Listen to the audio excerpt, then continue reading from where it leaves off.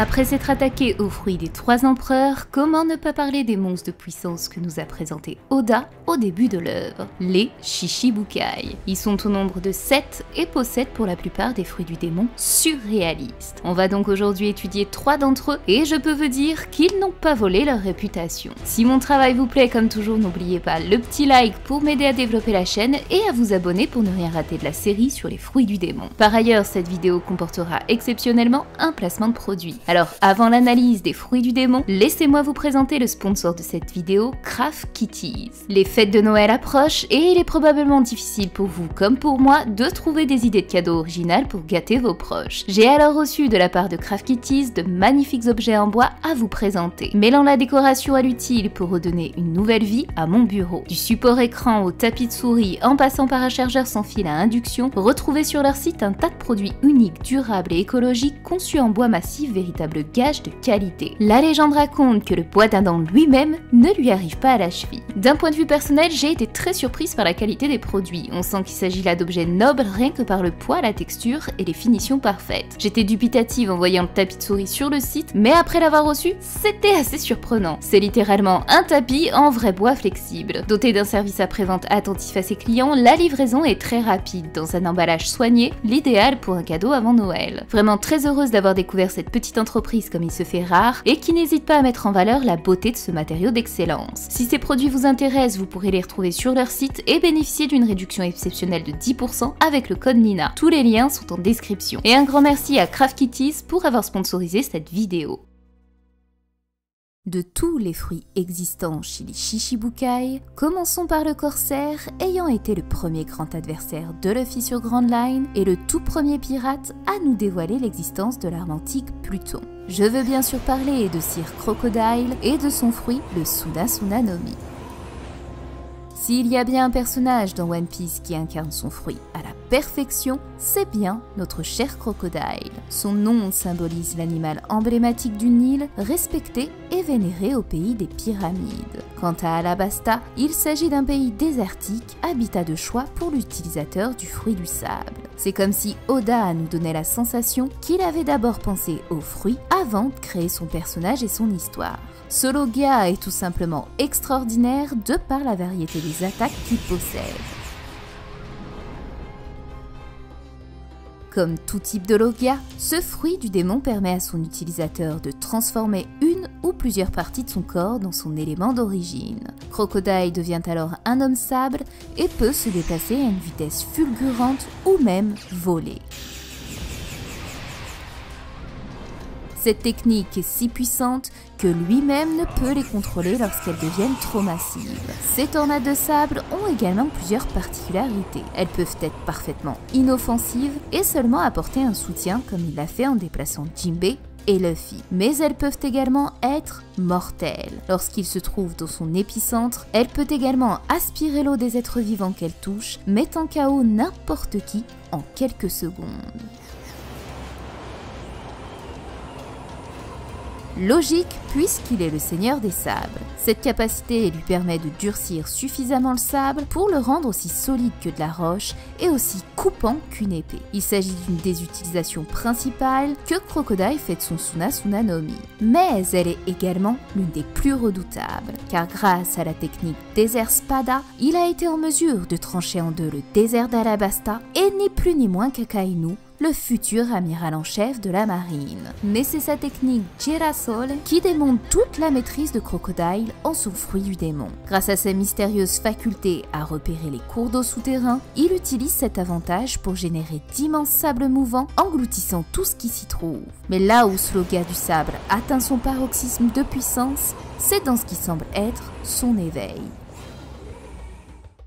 Oui, même si la notion d'éveil de fruit du démon ayant une influence sur l'environnement n'a été faite qu'une quinzaine d'années plus tard par Doflamingo, Crocodile semble être le premier personnage à nous l'avoir montré. Sa technique Grand Seco permet simplement, après avoir posé la main au sol, à Crocodile de déshydrater toute une zone autour de lui, ce qui aura pour effet de l'assécher et la transformer en sable, facilitant ainsi l'utilisation de ses autres techniques. Une version améliorée de cette attaque existe et se nomme Grandes.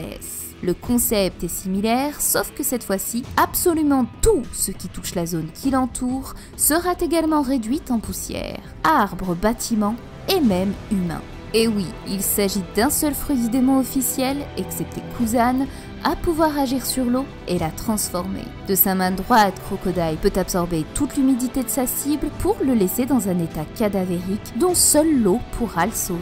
Un pouvoir exceptionnel qui aura eu raison de nombreux guerriers, dont Luffy qui a failli mourir asséché à de nombreuses reprises. L'éveil du Sunasuna no Mi est très clairement le plus dévastateur et dangereux qu'on ait eu l'occasion de voir jusqu'à présent. Plus encore, sans nous en rendre compte, Crocodile a totalement modifié le climat autour de lui grâce à son fruit. Depuis son arrivée, la pluie cessa de tomber, mais c'est seulement au moment où il fut vaincu par Luffy que la pluie revint. De ce principe, on peut imaginer qu'un Logia peut influencer le climat et ainsi le tourner à son avantage. Et c'est le fruit d'Ace qui pourrait appuyer cette hypothèse. Lorsqu'il débarqua pour la première fois sur Drum, un événement rarissime arriva. La neige cessa tout simplement de tomber. Ainsi, on peut se dire que les Logias ont une capacité à adapter le climat à leur fruit du démon, comme ce fut le cas avec Ace, Aokiji et Akainu sur Punk Hazard, ainsi que Crocodile. Malgré toute la puissance de ce fruit, il n'en reste pas moins parfaitement adapté à toutes sortes de situations, et c'est ce qui rend le Sunasuna no Mi si rare et exceptionnel. Comme on l'a vu, ce Logia semble être quasi parfait, mais comme quasi tous les fruits du démon, il possède un point faible et pas des moindres. On le sait, l'eau est l'élément capable d'annihiler les pouvoirs des fruits du démon. Mais pour Crocodile, ça l'est d'autant plus. En effet, que ce soit l'eau ou même le sang, n'importe quel type de liquide est en mesure d'annuler ses capacités. Et ce talon d'Achille, Luffy l'a bien compris en l'exploitant à son paroxysme pour venir à bout du Shishibukai. Bien qu'il soit un Logia, il a surpassé l'invulnérabilité de ce fruit grâce à son ingéniosité. Au final, le Sunasuna no Mi est un fruit du démon plein de paradoxes et de contradictions. Il est incroyablement vulnérable aux liquides, mais il est pourtant le seul capable de les absorber. Maintenant que nous connaissons les moindres détails de ce fruit, il est temps pour nous d'imaginer à quoi pourrait ressembler le Sunasuna no Mi. Il m'a fallu plusieurs tentatives pour parvenir à représenter un fruit sous forme de sable, mais je pense avoir trouvé le compromis idéal. Je suis donc partie sur le symbole du pays des dunes par excellence, la pyramide. Pour le feuillage, j'y ai ajouté des bandes de sable qui entourent le fruit, et au niveau des couleurs, on reste dans la simplicité avec des couleurs dorées ocre pour donner l'aspect du désert. Et voici le résultat final du Sunasuna no Mi de notre cher Crocodile. Parmi les 7 premiers Shishibukai, l'un d'eux se démarque et nous a offert la plus belle scène de l'histoire de One Piece, réussissant l'exploit de mettre à genoux Luffy et séparer l'équipage des Mugiwara durant 2 années. Je veux bien sûr parler du plus badass des ours, Bartholomew Kuma. Mais ce qui est d'autant plus unique chez lui, c'est son fruit du démon, le Nikyu Nikyu no Mi, un paramécia lui octroyant la capacité de repousser toutes sortes de matières, ou non d'ailleurs, représenté par de petits coussinets ayant poussé à l'intérieur de sa main. C'est aujourd'hui ce fruit du démon qui va nous intéresser, car en plus de jamais avoir vu son design, il fait sans doute partie des plus puissants de l'univers de One Piece. C'est sûrement son plus grand point fort, que ce soit à distance ou en rapproché, le Nikyu Nikyu no Mi est redoutable. C'est durant son combat incroyable, bien que totalement démesuré face à Zoro, que le potentiel de Kuma et son fruit nous ont été dévoilés. Grâce à son attaque Patro, il parvient à repousser l'air, frappé au préalable avec sa paume, à une vitesse fulgurante et par-dessus tout, qui ne peut être bloquée. Une attaque assez puissante qui aura bien endommagé Franky et qui traverse absolument tous les obstacles qu'elle peut rencontrer sur sa route. Une version améliorée et encore plus impressionnante, Tsupari Patho, invoque des centaines de boules d'air repoussées par les attaques de Kuma. La puissance est la même que la première version, sauf que cette fois-ci, elle est quasiment impossible à esquiver. Heureusement, Zoro nous aura montré les signes de haki d'observation dansant au travers de ces bulles d'air dévastatrices. Mais si son adversaire n'avait pas cette agilité, alors le combat aurait été beaucoup plus simple pour Kuma. Là où la véritable puissance de ce fruit du démon est dévoilée, c'est lorsqu'il crée une véritable bombe d'air comprimé. Il réutilise le même concept que ses deux précédentes attaques, mais cette fois-ci, au lieu de repousser l'air sur ses ennemis, il la condense dans sa main pour former une petite bulle prête à libérer une onde de choc extraordinaire. Elle était assez pour vaincre la quasi-totalité des Mugiwara en un seul coup, mais également pour arrêter Oz Junior sur Marineford, ce géant antique étant pourtant un véritable mastodonte de par sa taille et sa forme. Ce fruit du démon peut être très facilement sous-estimé, alors qu'en réalité, la puissance qu'il est capable de dégager est bien supérieure à de nombreux Paramecia. Mais c'est dans un total opposé que le Nikyu Nikyu no Mi devient véritablement intéressant. En effet, son aptitude à repousser toute matière n'est pas intéressante que dans le combat, bien au contraire. Et ça, Kuma nous l'aura prouvé à plusieurs reprises. Même s'il peut créer des véritables bombes d'air du creux de ses mains, il peut aussi sauver la vie de quelqu'un. Sur Thriller Bark, toute la douleur de Luffy fut dissipée en l'espace de quelques secondes après que Kuma l'ait repoussé de son corps, générant une immense bulle de toutes les souffrances physiques que notre capitaine a pu subir de ses combats. La fatigue, la douleur, plus rien n'existe si ce n'est qu'une sensation de bien-être et de légèreté. C'est à partir de ce moment que j'ai compris que le Nikyu Nikyu no Mi était loin d'être un fruit banal. Certes, il existe de nombreux pouvoirs capables de soigner, mais rares sont ceux cumulant autant de points forts. Et bien sûr, le must du must, en plus d'être puissant et d'être utile pour soigner ses compagnons, ce fruit du démon peut te faire voler. Littéralement, il peut te faire voler jusqu'à l'autre bout de la terre. Et ce, sans même un seul effort, tout en étant protégé. C'est grâce à cette technique que les Mugiwara ont pu être éparpillés aux quatre coins du monde et ainsi trouver leur lieu d'entraînement durant l'ellipse. C'est une grosse dinguerie qui mériterait beaucoup plus de détails dans son fonctionnement. Est-ce que Kuma a besoin de connaître l'endroit vers lequel il va envoyer sa cible? A-t-il besoin de s'y être rendu? Peut-il utiliser cette technique autant de fois qu'il le veut? Combien de personnes peut-il envoyer simultanément? Mais surtout, si c'est le cas, est-il capable d'envoyer directement quelqu'un sur Raftel? Wow, trop de questions. Et c'est justement en théorisant sur ce qu'il pourrait faire ou non que l'on va passer à la partie de l'éveil de son fruit. Car croyez-moi, il y a beaucoup de choses à dire et son éveil pourrait être absolument insane. Le stade d'éveil d'un fruit du démon n'est pas encore tout à fait clair dans One Piece. Il y est donc difficile de savoir si celui de Kuma en est à ce stade aujourd'hui. Mais dans l'hypothèse où il ne le serait pas encore, on peut imaginer de grandes choses avec ce fruit du démon. Le pouvoir de Kuma permet de déplacer un être vivant d'une île à l'autre. Mais cette capacité semble limitée au vu qu'il ne peut l'utiliser que sur une seule personne à la fois. Pour considérer ce fruit au stade éveillé, il faudrait alors que Kuma puisse décupler la quantité d'êtres humains déplaçables en une seule fois. Ainsi, durant une guerre, l'usage du Nikyu Nikyu no Mi se verrait grandement utile pour repousser une armée, pouvant la téléporter au fin fond des océans ou même à des kilomètres à la ronde. Cependant, même si cet éveil est déjà assez fou, un autre l'est d'autant plus, celui d'agir directement sur son environnement. On le sait, il y a 38 ans, une île du nom de God Valley disparut sans laisser de traces. On ne sait aucunement à ce jour par quel miracle ça a pu se produire. Mais le fait est que cette île a disparu. Si le fruit de Kuma est en mesure de déplacer un être vivant d'une terre à l'autre, alors n'est-il pas impossible qu'il puisse tout aussi bien le faire avec l'île elle-même? Reste à savoir sur combien de kilomètres et jusqu'où se limite ce pouvoir. Mais déplacer une île rien qu'en la touchant serait déjà pour moi un éveil ultime du Nikyu Nikyu no Mi. En somme, les hypothèses sont nombreuses et j'ai encore bien des idées à proposer, mais il faudrait une vidéo tout entière pour en parler. Ce qui est sûr, c'est que l'éveil du fruit de notre ex-Shishibukai est loin d'avoir atteint son paroxysme et pourrait nous réserver de grandes surprises sur l'histoire même de One Piece. Tout ça, c'est bien beau, mais qu'en est-il de ses points faibles? Parce que oui, tout fruit du démon peut avoir un point faible autre que l'eau, qui est une faiblesse s'appliquant à tous les utilisateurs. Et bien pour le Nikyu Nikyu no Mi, j'ai beau me retourner l'esprit dans tous les sens, rien à faire, il semble imparable. Oui, on peut effectivement penser que s'il est privé de ses mains, il deviendra incapable d'utiliser ses pouvoirs et par conséquent, son fruit sera inutile.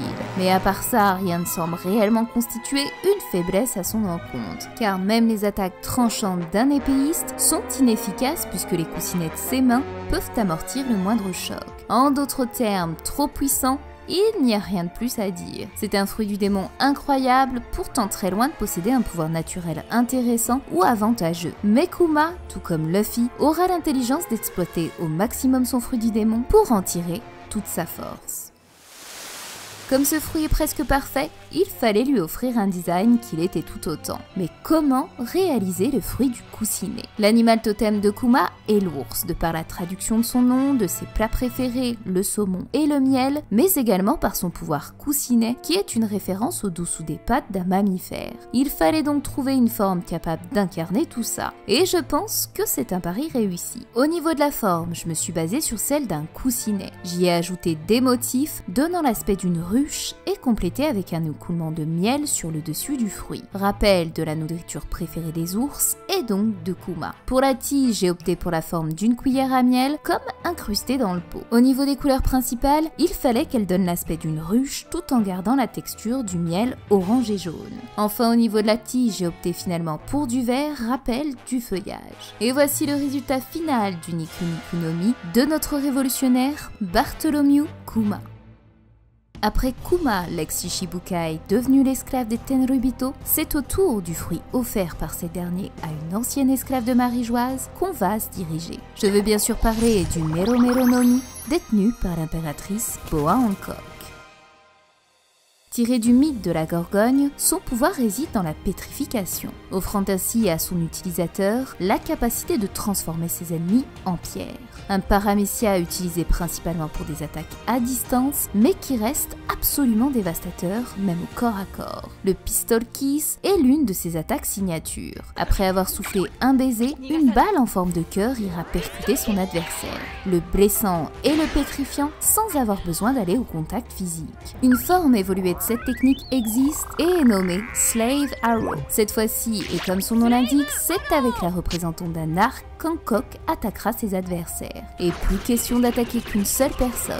Non, maintenant, c'est plusieurs dizaines de flèches qui sont tirées dans les airs dans le seul but de pétrifier chacun de ses opposants. Encore plus simplement, Hancock peut se permettre d'attaquer avec son fruit du démon sans toucher directement son ennemi. Avec son attaque Mero Mero Mero, qui est terriblement compliquée à prononcer, toute personne ayant des pensées impures à son encontre se verra également être transformée en statue de pierre innocente, mais surtout hyper vulnérable. Leur corps se fragilisera et le moindre impact pourrait occasionner des dégâts irréversibles, comme la perte d'un membre ou même tout simplement de la vie. Une attaque absolument incroyable et quasiment imparable pour la plupart des esprits faibles. Seul Momonga aura été en mesure de contrer la pétrification en se perforant la main pour que la douleur lui fasse garder les pieds sur terre. Oui, car homme, femme ou même escargophone, il semble être difficile de résister au charme de la princesse serpent. D'autant quand celle-ci est considérée comme la plus belle femme du monde. Son tempérament de feu captive toutes les formes de vie et derrière son apparence très féminine et raffinée, elle n'en reste pas moins une combattante redoutable corps à corps, qui allie à la perfection ses compétences physiques et l'utilisation de son fruit du démon. En effet, outre les attaques à distance, Hancock est une véritable diablesse dans les attaques rapprochées. Son perfume fémur le démontre à la perfection en pétrifiant tout ce qu'elle frappe de ses pieds. Le corps de son adversaire, mais aussi ses armes, se retrouveront détruits, signifiant que cette attaque peut agir sur absolument tout, sans que les sentiments et le désir ne rentrent en compte. De cette façon, que ce soit les pirates de barbe blanche ou les pacifistes semblants incassables de la marine, rien ne résiste à ces attaques dévastatrices.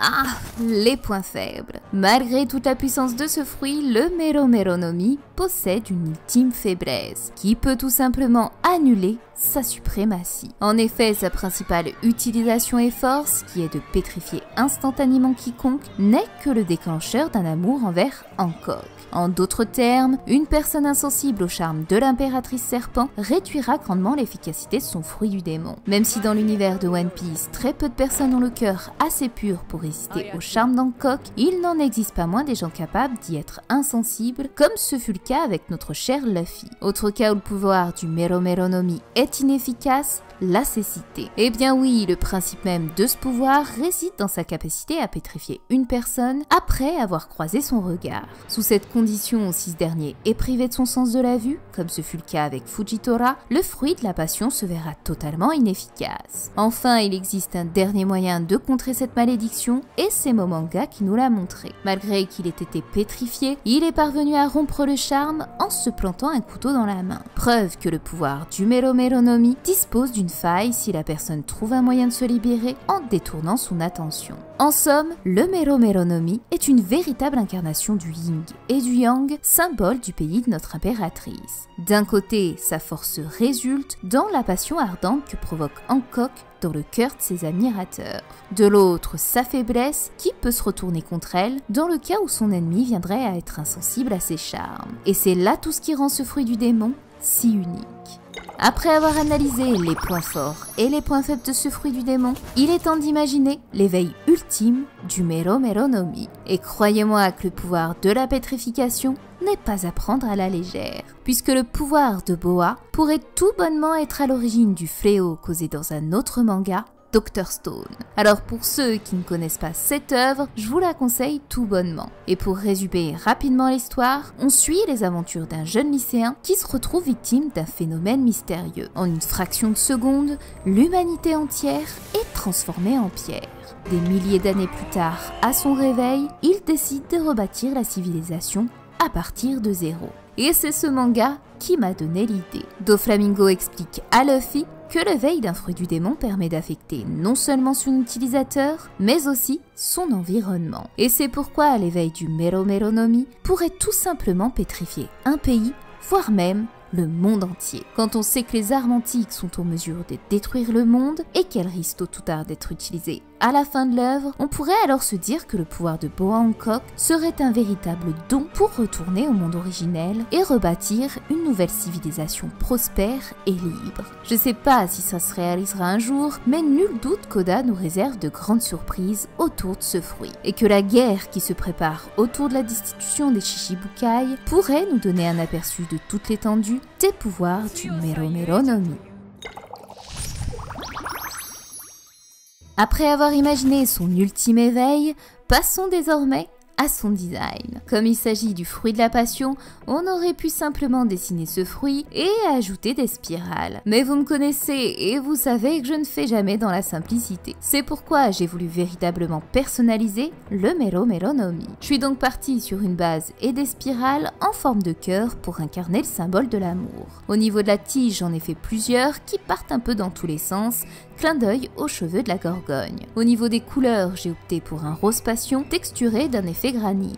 Et pour les tiges, du vert dégradé sur les bouts de gris pour représenter la pierre, matière principale de ce fruit du démon. Et voici le résultat final du Mero-Mero no Mi détenu par notre impératrice Boa Hancock.